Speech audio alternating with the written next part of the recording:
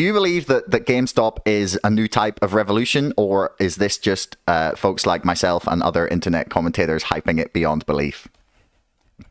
I think it is the manifestation of a broader trend of these, online crowds that we have been seeing in action for several years now, both in positive and negative ways.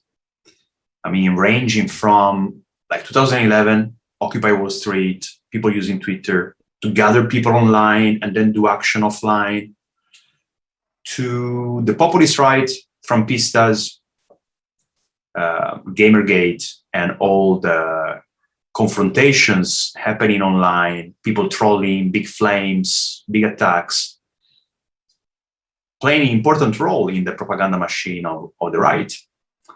And now we have these phenomena that are, these online trading wars, are really interesting because action is happening there, right?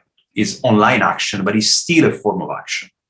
And that is why this term online crowds actually sticks, because they resemble in some ways the crowds of yore, crowds that were coming together, obviously coming together in public space, in squares, streets, street corners, whatever, and then using their power of numbers, their mass power that is quantitative, is based on how many people you have, by focusing all on the same pressure point, as it were. In the case of GameStop, it's really kind of gaming the financial world and demonstrating how it is already gamed, how it is already a war that is controlled by few players who actually are constantly involved in this speculative game, and showing that also the small guy, in this case, kind of the online trader, what once upon a time would have been called a retail trader. Mm-hmm. These people unite their forces in a crowd. They suddenly are as strong as the big sharks of Wall Street because of the scaling up affordance of the internet and of social media. The ability in which social media can aggregate many individuals, bring them together very rapidly at very little cost, and engage them in collective action that obviously allows people to do things that none of them would be able to do individually. I think you've picked up on something really important there. It's two things, actually. First, that this is like action happening that is not just, it's not just like a bunch of people discussing things in an echo chamber online and then nothing happens. It's not like, so in the book I've talked, which I'm still writing, but I've talked about how there's been comparisons made to like QAnon, and they're calling this like QAnon for finance. And I feel like the difference here is that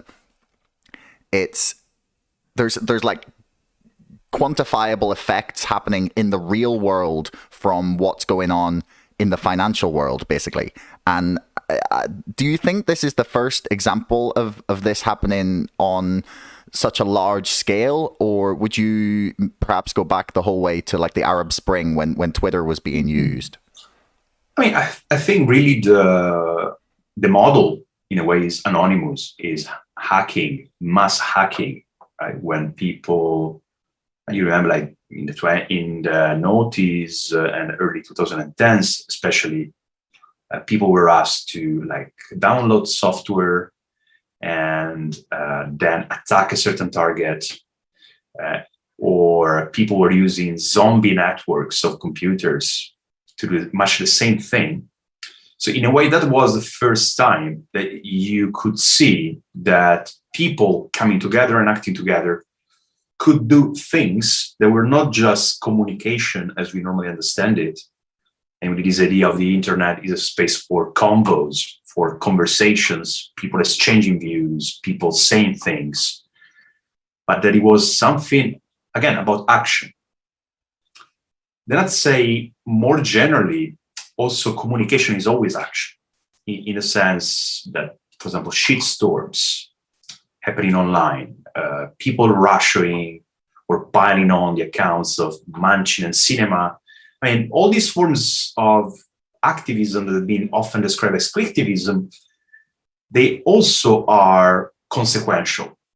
They also have an ultimate effect. It is an effect that is very difficult to measure, because often it's an effect that is more kind of psychological than material.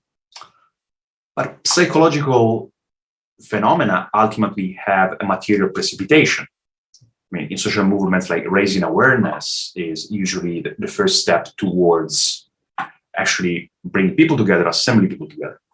It is obviously, in the case of GameStop, this link between what people do online and things happening in the real world, though it is still a digital world, because the stock exchange world these days, right, is eminently virtual, eminently digital, but it really is extremely clear, this link, right, between what people do and then the effect it has, and how the two things actually feed into one another, creating this sort of upward spiral of enthusiasm, where people, by seeing that what they're doing actually works, obviously get far more emboldened, and other people are dragged into the spiral, dragged into the tribe, and it creates a sort of contagious effect, which again, I mean, these phenomena are very similar to what happens in a crowd.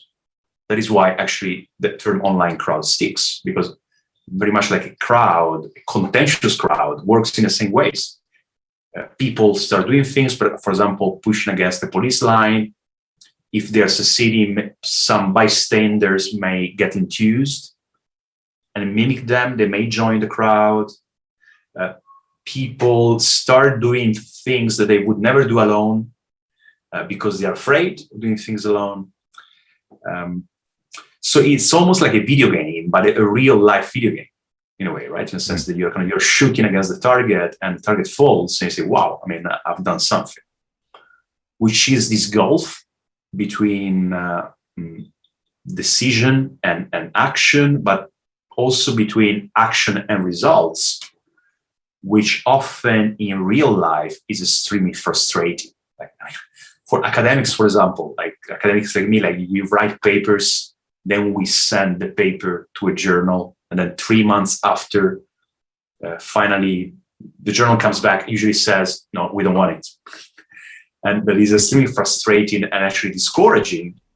While to the contrary, what happens in online trading wars such as GameStop is that you are basically in real time seeing the effects of what you're doing and other people are doing. And that obviously creates an enthusiasm, much like a kid or whatever that is playing with a car and a remote controller, and the car moves, and you actually see things that are working and that emboldens people. And I think more generally, this applies to many political phenomena these days, right? Also to big groups, big shitstorm, big trolling attacks, where people are seeing immediately that they're actually doing something. Right? That it's not just chatting. It has what they're doing as results. So basically what you're saying is that what we've seen in the real world happening as a result of the actions of what's happened within Wall Street Bets to begin with, then in January, and then beyond that there's been a whole sort of succession of subreddits as we've jumped, like the community has jumped from the next one to the next one to the next one as it's appeared, at least to the community, that one has become compromised, or the moderators of each one. But you're saying that perhaps the reason that people are still so heavily invested psychologically in this is because they've seen real world effects from it, and they've seen things actually like happen because of the things that they have done. That it's that they've actually seen something happen, and therefore they're like, wow, okay, we can actually affect it, and that like makes them more committed to the cause as such. I think there is something to it that speaks to our almost primordial instincts that are often frustrated in contemporary society, because we are quintessentially collective creatures and social creatures. We were part of herds until a few thousand years ago. Right? I mean, most of our lives, like from an evolutionary perspective, was as part of herds, was as part of groups. And there is an excitement to being part of a group that actually no individual achievement can compare to.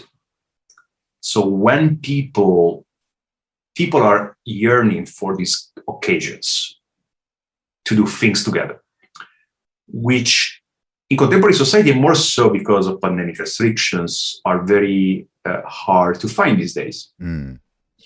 Traditional forms of action of coming together, contentious gatherings, as the historian of social movements, Charles Tilly, would call them. So whenever people see an opportunity for that, they just jump on that en masse. I mean, obviously, people who are part of the broader community. In this case, we're talking about online traders. So it already is a sort of specific class, people with some play money who can risk that and who are oriented towards that.